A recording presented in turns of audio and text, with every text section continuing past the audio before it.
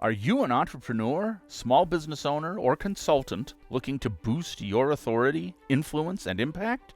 The Author Switch podcast with best-selling, award-winning author Carma Spence is your answer. Tune in for actionable advice, powerful strategies, and engaging interviews to turn on your author switch and take your business to the next dimension. The Author Switch. Hello, and welcome to the Author Switch podcast. This is episode number 34. I am your host, Carma Spence. Now, in this episode, I'm going to be answering questions that I've received about the editing process.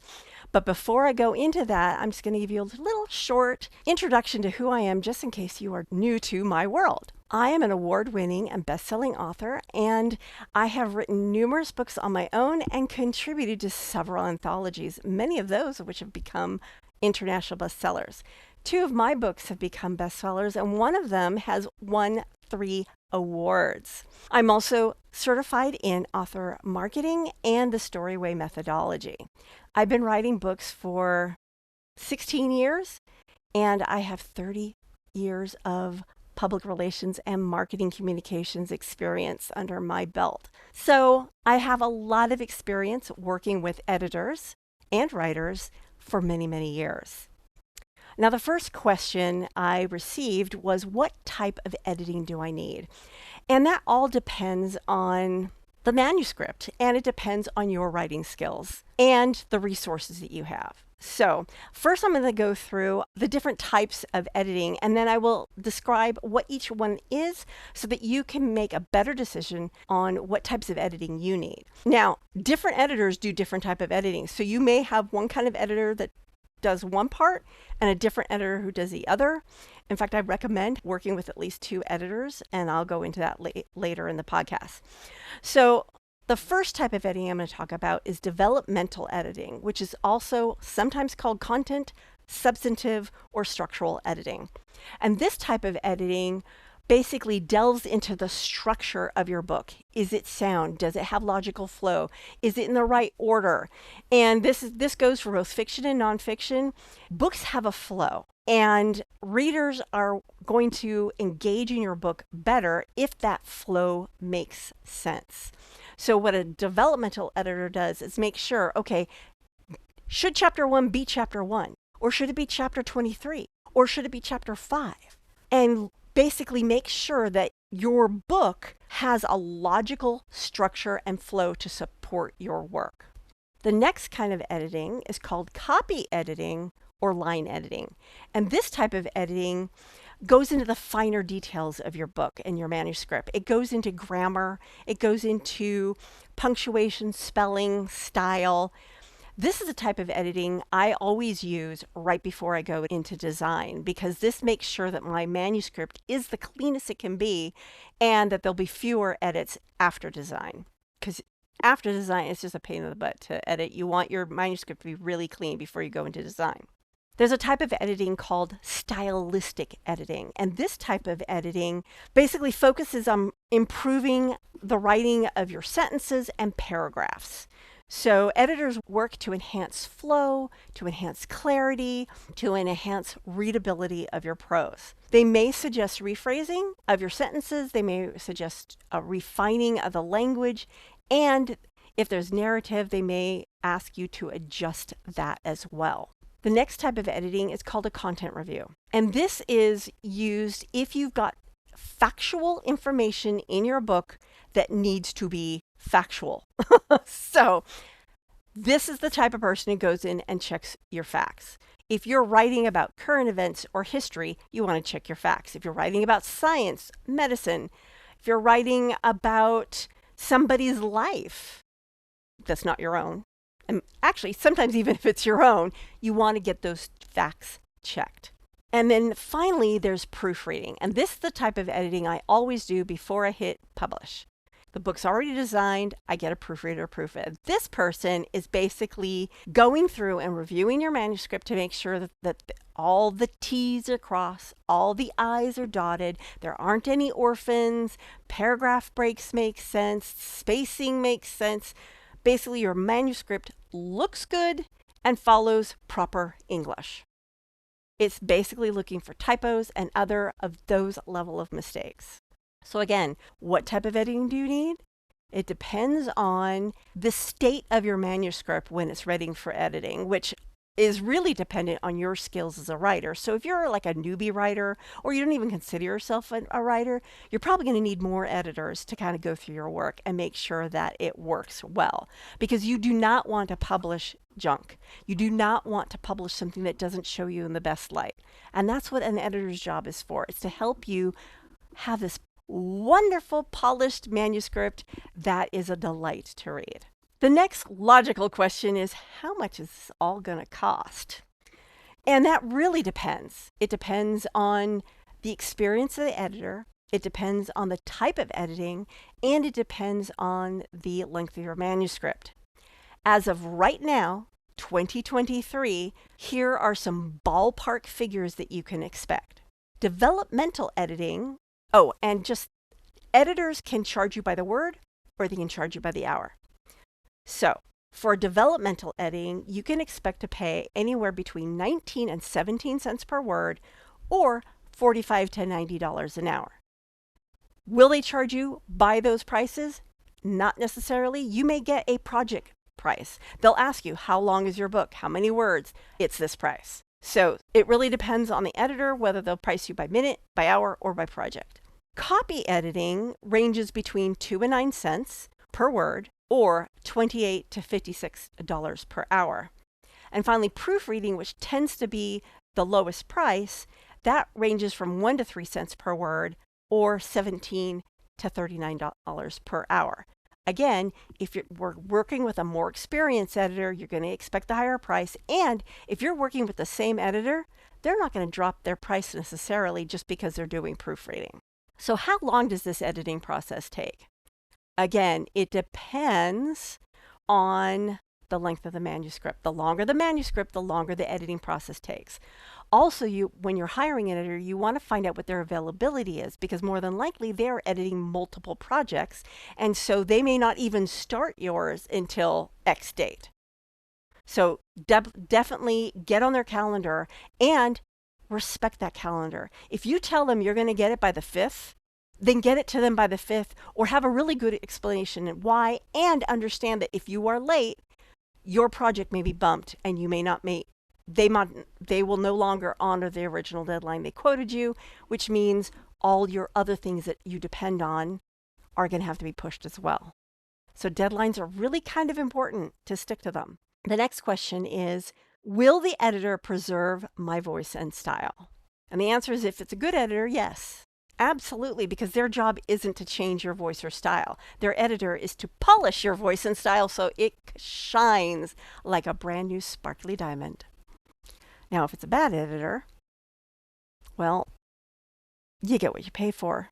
So when it comes to editors, go for the price you can afford at the highest level that you can afford it. Next question is, how do I find a reputable editor? Well, there are several ways you can find an editor.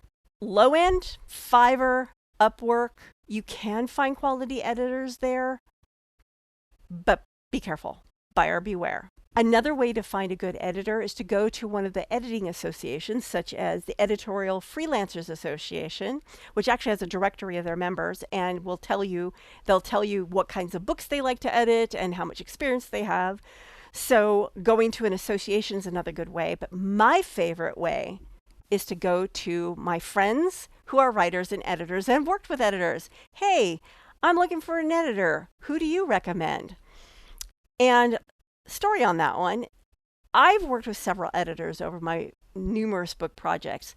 And unfortunately, even though I'm working on this series of books, I needed an editor. I contacted my previous editor and none of them responded, which I think means that either my email got lost in their spam folder, or they're busy, or they're not doing editing projects anymore, or maybe they're not taking any editing projects right now.